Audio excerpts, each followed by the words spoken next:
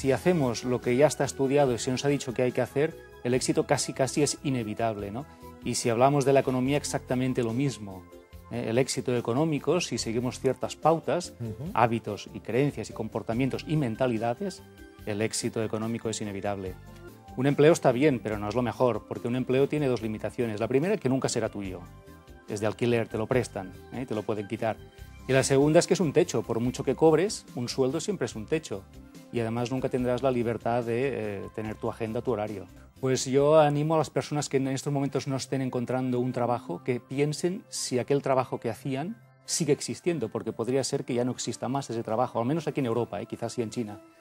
Y si no encuentra ese trabajo, que se plantee la opción de crearlo, de inventarlo, de emprenderlo.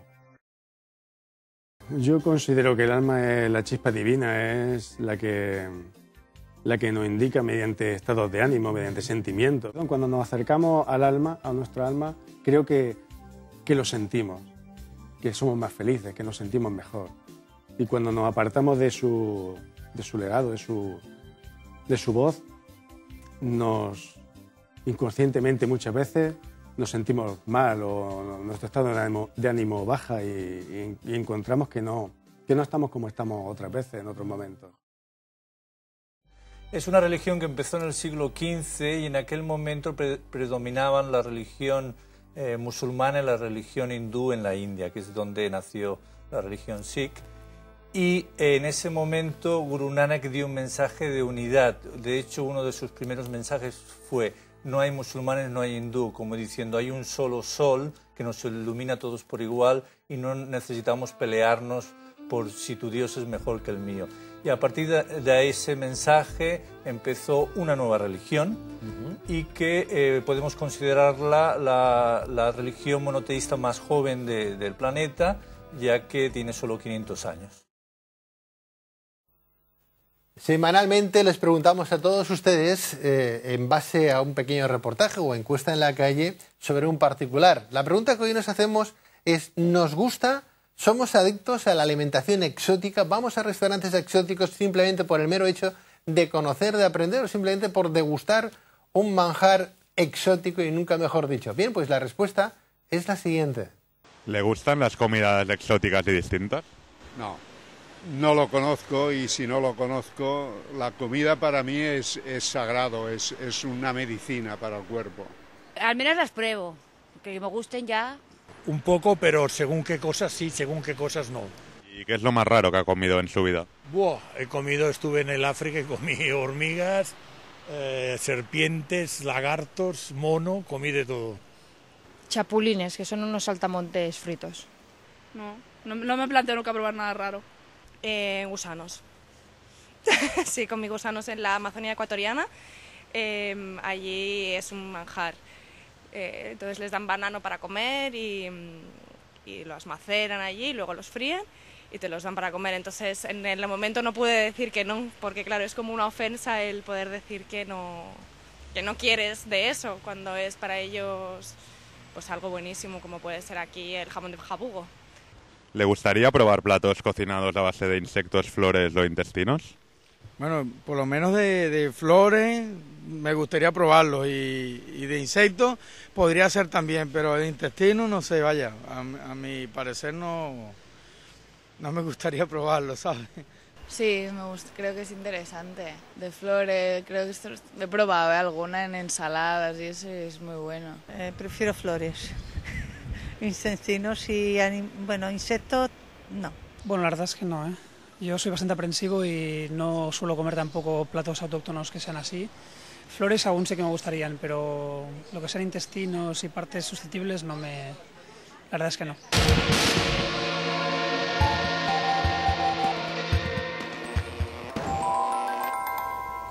Y hablamos de el chamanismo, hablamos de técnicas, de terapias, hablamos de la neopsicología, de lo neotranspersonal, de aquello que va más allá de la propia psicología o más allá de las mentes pensantes de este mundo. Hablamos del neopaganismo también, de otras religiones, de otras culturas que todavía se engloban en este siglo XXI. Vamos a hacerlo con Pedro Palau Pons, asesor de este programa y buen conocedor de ese neopaganismo. Pedro, muy buenas noches. ¿Qué tal? Buenas noches. Bienvenido. Gracias. Desde luego la nueva era es un gran cajón desastre, ¿no? Sí, porque, claro, si entendemos como concepto la palabra neo, ¿no? O sea, neo sería nuevo o la adaptación de aquello que ya existía a una nueva visión. Hasta ahí está muy bien, pero claro, la gran mayoría de movimientos neochamanismo, neotranspersonalismo, neodruidismo, neoterapéuticos, son lo de siempre.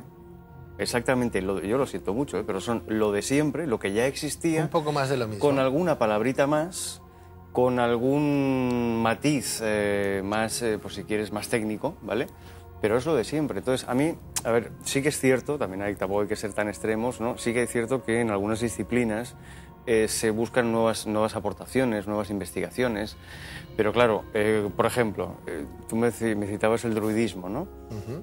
El druidismo es una religión.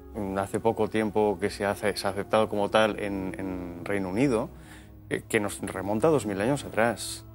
Que actualmente haya neodruidas me parece una ofensa terrible para el druidismo, en el sentido de que el druidismo se ha perpetuado. Es cierto que a raíz de la llegada de San Patricio de Irlanda, el catolicismo intenta adoptar, o sea, intenta que la población se pase al cristianismo y eluda el celtismo y el druidismo, pero los druidas han continuado hasta ahora. Los neodruidas están utilizando las mismas estaciones, las mismas festividades, todo igual, con un agravante, y es que están practicando un neodruidismo, no todos, pero sí algunos, inventándoselo. Entre otras cosas porque el druidismo es tradición oral. No hay un texto como la Biblia, como el Corán, como un texto búdico donde diga, no, es que por ejemplo, para estas fechas, para Beltane, para Inbol, para Lunaxan, toca hacer esto. No, es tradición oral. Entonces, a mí creo que es importante, de cara a quien nos ve, que distingan entre que el hecho de que algo tenga el concepto neo delante no es que sea mejor que lo que no lo tiene, ¿no? Es decir, el druidismo es el druidismo, es como ocurre con el neochamanismo. Claro, yo he visto auténticas animaladas en sesiones de chamanismo, en sesiones de ayahuasca, ¿no? Donde te están vendiendo los neochamanes la trascendencia de fin de semana.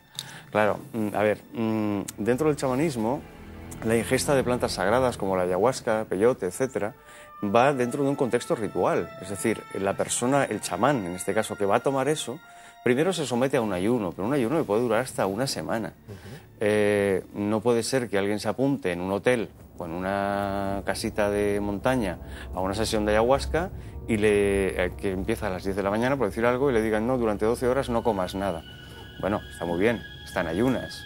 Sabemos que la ingesta de ayahuasca produce vómitos, pero el ayuno no es para que no vomites, el ayuno es para prepararte a la purificación. Entonces, hay muchos conceptos dentro del neochamanismo, por ejemplo, que sería otro de las claves, donde no se está valorando eso, ¿no? O sea, donde lo que se busca es, me voy a tocar el tambor con una música del tipo que sea un fin de semana, voy a hacer una danza como hacían los chamanes, sí, está muy bien, pero contextualiza, ¿no? Es decir, no eres un chamán que está en la selva, que ha llevado una semana haciendo una dieta, purificándose, porque al hacer eso está pensando en sus antepasados, en las plantas sagradas, en para qué va a hacer esa ceremonia, y luego cuando la hace, cuando toma la ayahuasca o lo que sea, realmente tiene un viaje que le funciona. No obstante, Pedro, en defensa también del neo, lo que fuera, actual y bien trabajado por expertos, habría que decir que renovarse o morir, ¿no? Sí. Hay tradiciones, pues no sé, que han ido cambiando y modificándose y adaptándose a los tiempos, pues para que no se... Estamos en el siglo XXI, no es lo mismo un ritual de hoy o la conversación que uno tiene a día de hoy que hace 5 siglos atrás, por ejemplo, o 1000 años, ¿no? Renovarse o morir, yo creo que está bien, ese neo desde el punto de vista de lo trabajado, no de lo que nos venden ahora, como tú bien decías, un curso de fin de semana con 4 tambores, vamos a tomar un poquito o ayahuasca, peyote, amanita muscárida o LSD, que en definitiva se busca un estado alterado de conciencia. Claro. Que eso no aporta absolutamente nada, sino que la invención con nuevos formatos, con nuevo estilo, con una nueva singladura y un nombre diferente que le da como más énfasis en el maestro que le está dando aquello. Pero yo creo que es bueno ir adaptándose un poco a los tiempos. Bien es cierto que dentro de ese cajón desastre entran cosas que... ¿De dónde lo han sacado? Porque tú bien decías, es que no hay nada escrito, se lo están inventando. Claro, en tradiciones clásicas sí, ¿no? Estoy de acuerdo contigo en lo que o sea, una cosa es que busquemos nuevos significados. Por ejemplo, las sesiones de psicosíntesis, que son en las ingestas de LSD, ¿no? Esas sesiones, bueno, tienen si se hacen bien, tienen un rigor. Es decir, yo he estado en sesiones de psicosíntesis de los dos tipos. He visto la sesión de psicosíntesis donde la persona la ponen simplemente tumbada en el suelo, le dan su dosis y que tenga su buen viaje, a la sesión que está dirigida, que hay un médico detrás, que hay un terapeuta detrás, que está todo organizado con unas evocaciones musicales, auditivas, con luces, etcétera, para fomentar, y que cuando acaba el viaje, mientras tienes todo el viaje, tienes un canguro, y que cuando acaba el viaje se busca un poco el compartir la experiencia y ver para qué te ha servido y todo eso, ¿no? Que son una terapia. Claro, es una terapia. O sea, a mí me parece muy bien ese tipo de actividades. Lo que no me parece bien es el inventar por inventar. Es decir, hay terapias muy raras. Por ejemplo, la terapia del grito. La terapia del grito, como tal, consiste en que una persona es introducida en un pozo en un agujero, que tiene más o menos un espacio cilíndrico que puede tener entre aproximadamente 1 metro de diámetro, y lo que haces es, esa persona está ahí a 3 metros bajo el suelo y empieza a gritar. Simplemente, gritar, ¿vale? Se le enseña a gritar con la A, con la O, con la U, con cada una de las vocales. Bueno, ¿para qué? Para liberar esa energía. Bueno, está muy bien, es un sistema terapéutico nuevo, pero es que no es nuevo. Es que volvemos a los druidas. Los druidas, en las festividades de Samhain, lo que hacían era enterrar a los adeptos, y cuando salía el sol los desenterraban. Y a veces desenterraban con un grito, ¿no? ¿Y eso por qué lo sabemos? Pues porque sabemos que hay canciones que hablan de eso dentro de la trova druídica, ¿no? O terapia, por ejemplo, hay terapias muy curiosas que, hombre, todo tiene un componente psicológico, y a mí me parece muy bien, ¿no? Pero que no nos lo vendan según como hay la terapia, que consiste en el patalear. Bueno, la terapia se llama así, terapia de la pataleta. A mí este tipo de terapias me hacen una cierta gracia, está bien, es bueno participar en estas actividades, siempre y cuando sepamos quién hay detrás, ¿no? Y siempre y cuando por patalear no nos claven 500 euros porque estamos pataleando pues, con un señor que dice que es gran terapeuta del pataleo, ¿no? ¿En qué consiste? El pataleo simplemente lo que busca es el retrotraer a la persona a su edad infantil. Cuando un niño coge un berrinche, ¿qué hace? Pone las manos así para protegerse, cruza de brazos, se encoge y patalea. Muy bien. ¿Qué se persigue con esto? Que la persona aprenda a patalear para descargar la tensión. Bueno, está muy bien, pero yo creo que todo esto se puede agrupar de una forma mucho más sencilla. Decir, mira, hay esto, esto y esto, pataleo, grito, llanto, risa, etcétera, etcétera, que son terapias que funcionan, hazlo, pero para esto no necesitas una gran interpretación, ¿no? No obstante, Pedro, hay algo que se me escapa y que me gustaría que tú me lo explicaras desde el punto de vista empírico, ya que vas y observas este tipo de cosas, ¿no? Muchas terapias inventadas, muchas terapias ancestrales puestas en moda a día de hoy, ¿no? Y mucha gente que consume este tipo de terapias. Hablas de la terapia del pataleo, de la terapia del grito, la terapia de la risa, como muchas terapias que hay ahí que bueno, está bien. Sí, en un momento determinado a alguien pues, le puede gustar, no sabe qué hacer y voy a hacer una terapia del pataleo, ¿no? Y que alguna funciona, además. Puede funcionar, todo está desde luego en nuestra psique, en nuestra mente, ¿no? Pero ¿hasta qué punto, si tantas terapias hay en el mundo, tantas, y el alumno no solamente se queda con una terapia, va a ir incurriendo en todas? ¿Hasta qué punto la sociedad, y perdóname, y que me permitan también nuestros telespectadores, está enferma? ¿Hasta qué punto la sociedad está enferma? ¿Hasta qué punto hemos creado, o somos un poco neuróticos, ¿no? Necesitamos para evadirnos, para buscar salidas, Este tipo de terapias no existen en India, bueno, algunas, pero las ancestrales, no existen en África, no existen en países donde de verdad se vive más el momento y en la subsistencia que no aquí en el primer mundo, que bueno, ¿qué más da? Claro, si tengo la nevera llena y mañana se pudre todo y lo tengo que tirar. Claro, es que fíjate que hay un concepto, yo pienso que es muy buena tu reflexión en un sentido, ¿no? Vivimos en un mundo tecnificado, muy tecnificado, y hemos perdido parte de la esencia primal, ¿no? Del ser humano. Claro, a nosotros, ¿por qué necesitamos gritar, llorar, patalear, saltar? Bueno, porque nuestra adaptación de vida moderna no lo hacemos. El señor que se va a cazar entre los Masái está saltando, está liberando energía, está cazando con gritos, o sea, está haciendo un montón de actividades que recogen algunas de estas terapias que le permiten liberar energía y conectarse. No es que estemos enfermos, es que hemos cambiado el sistema de la terapia, ¿no? Es decir, cuando la sociedad acude a este tipo de terapias, generalmente, y esto hay estudios muy claros que lo dicen, es que en un 80% de los casos esa persona acude porque siente un vacío. Vamos a quedarnos en el concepto vacío, sin más, ¿vale? Claro, ese vacío puede ser emocional, puede ser espiritual, puede ser personal, puede que la persona esté en crisis no económica, sino en crisis de no sé de dónde vengo, ni a dónde voy, ni qué quiero hacer, ¿no? El 80% de los casos se acude a una terapia. ¿Por qué? Porque no liberamos todo lo que necesitamos, ¿no? Hay muchas formas de hacer. Tú me dirías, hombre, te puedes ir al gimnasio y también liberas energía. Es cierto, pero cada vez más en sociedades como la nuestra estamos generando sociedades del silencio, en el concepto de sí hablamos pero no contamos, sí hablamos pero no compartimos, sí estamos en Facebook contando tonterías pero no hay la interactividad, ¿no? O sea, está muy bien que no me estoy cargando Facebook, ahora quiero decir, está muy bien que hagamos Facebook, pero Facebook nunca podrá sustituir a tu amigo con el que te vas a dar una vuelta, te tomas un café, compartes una peli o haces lo que quieras, ¿no? Pedro, ¿eso significa que somos muy simples, que no pensamos, que no tenemos un diálogo de verdad? Yo me acuerdo que cuando uno era más joven y salía y ibas con los amigos, siempre decías, bueno, es que a mí me gustaría conocer a gente con la que yo pueda hablar. Pero claro, con la que yo pueda hablar de qué, ¿no? Hablar por hablar, hablar de la vida y de la muerte desde el punto de vista filosófico, hablar de Platón, de Aristóteles, hablar un poco del sentido humano de la vida, o de la existencia, o hablar por hablar de cosas tribales, banales, que no sirven para nada y que nos llevan... No sé si nuestra sociedad de hoy está un poco en esa línea de que hablamos por hablar sin pensar. O sea, nos levantamos por la mañana, nos aseamos, salimos a trabajar, hacemos lo que tengamos que hacer en nuestra labor profesional, volvemos a casa, vemos algo de tele, comemos, cenamos, etcétera, y nos vamos a dormir. Una vida, pues hombre, muy vacía, claro, muy vacía, pero dentro de ese día a día, ¿hemos hecho algo por las demás personas, por tu pareja? ¿Hemos hecho algo por nosotros mismos? ¿Hemos crecido, hemos evolucionado? ¿Hemos pensado en algo que de verdad esté más allá del mover una pieza de un torno, de un taller mecánico, de un coche, de moverla de un sitio a otro?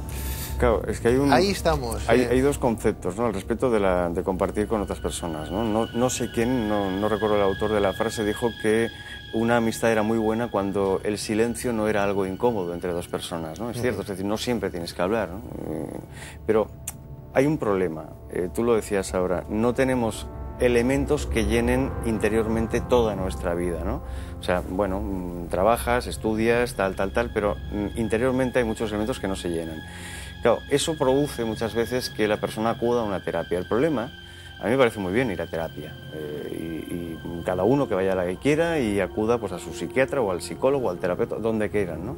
El problema es que muchas veces la persona que acude a las neoterapias realiza esa neoterapia, vive la experiencia y al día siguiente mi vida sigue. Entonces, claro, la mayoría de neoterapias tienen un objetivo y es que tú conectes, que arranques un camino y que vayas continuando ese camino, ¿no? Ahí voy, es que no hay una... Si no es, pues como tirarte en paracaídas, como hace Kim, que ha venido antes, ¿no? Sí, o sea, yo me voy a tomar una ayahuasca para ver qué es, me parece muy bien, pero no busques una terapia si vas a tomarte la ayahuasca y al día siguiente pues te vas de cervezas. O sea, cada una de las terapias tiene un objetivo y el objetivo es que te vayas descubriendo. Si no, has ido a vivir una experiencia y eso no es una terapia. Que pensemos, que reflexionemos en lo que estamos haciendo. Para eso son las terapias, igual que cualquier libro magistral que acaba en nuestras manos. Si tiene que acabar en nuestras manos y lo tenemos que leer, tenemos que sacar conclusiones de aquel libro. El por qué lo he leído, qué es lo que me ha aportado aquel libro, qué he aprendido y qué voy a hacer yo a partir de lo que he leído. Me tengo que someter a esas preguntas, a esos ítems, como cuando voy a una terapia. La terapia no es como ver una película y me olvido y se acabó. Y he aprendido qué bonito y qué bien me siento, ¿no? La terapia es porque de verdad me va a hacer crecer interiormente y buscar algo que hasta ahora a lo mejor andaba un poco perdido o suelto. Si no, iremos de terapia en terapia y no nos sirve. Es más, hasta nos tomarán el pelo con estos neoprofesionales. Claro, eso que yo te decía, neoexpertos. ¿no? Yo creo que es bueno ir a un terapeuta cuando realmente es necesario, pero siempre sabiendo a dónde vamos y siempre intentando informarnos antes de que lo neo no siempre es mejor y no siempre es tan neo, tan nuevo como se pretende, ¿no? A veces hay que buscar más en la raíz antes de abocarnos directamente a ese concepto neo. Bien, pues Pedro Palau Pons, asesor del programa, mil gracias, Pedro. A vosotros. Y a seguir investigando. Muchas gracias. Buenas noches. Buenas noches.